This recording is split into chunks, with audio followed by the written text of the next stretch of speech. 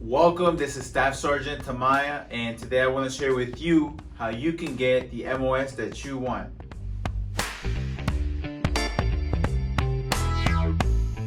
So, first thing, prepare for the ASPAB. The ASPAB is the first initial test you're going to take. Most recruiters will give you one test, but you as a recruit, you have to ask for more tests, and you have to make sure that you're well prepared, because if you want a certain MOS, you have to get certain line scores. And that ASPAB is going to play a critical part in what MOS you qualify for. So if you want an MOS, make sure that you understand what that MOS requires before you take the ASPAB. Tip number 2, okay, get an orientation with your recruiter. So after you have passed the ASPAB, you gotta understand which MOSs are really hard to get and which ones are easy to get.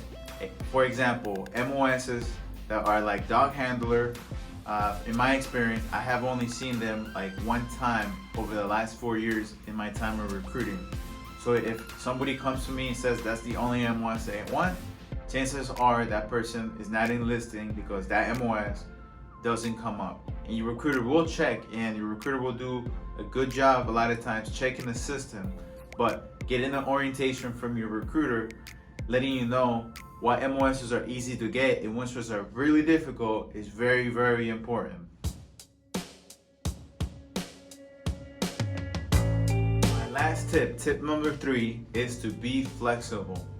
Okay, this is a long process. You have to go through an ASPAB, and then you have to go through a medical exam, and in between that you may not score as high as you want on the ASPAB, okay, or you may fail a certain portion of the medical exam, and that's gonna affect you when it comes down to job. If, for example, things like you didn't get the proper line score, or you are colorblind, or a lot of different key things, it's gonna limit you on what jobs you're available.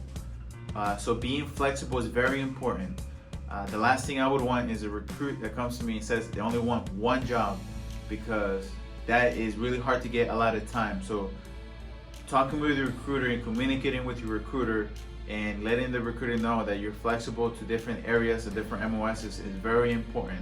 Sometimes you get a recruiter that only wants medical, and that sometimes is very difficult. So being open to maybe working in the admin, or working as medical, or working as military, police, be open and transparent and be flexible, because a lot of the times the MOSs won't come up, or there's factors affecting that. So being flexible is a really big thing, and your recruiter is going to give you 150% if you're upfront with the recruiter and you're flexible.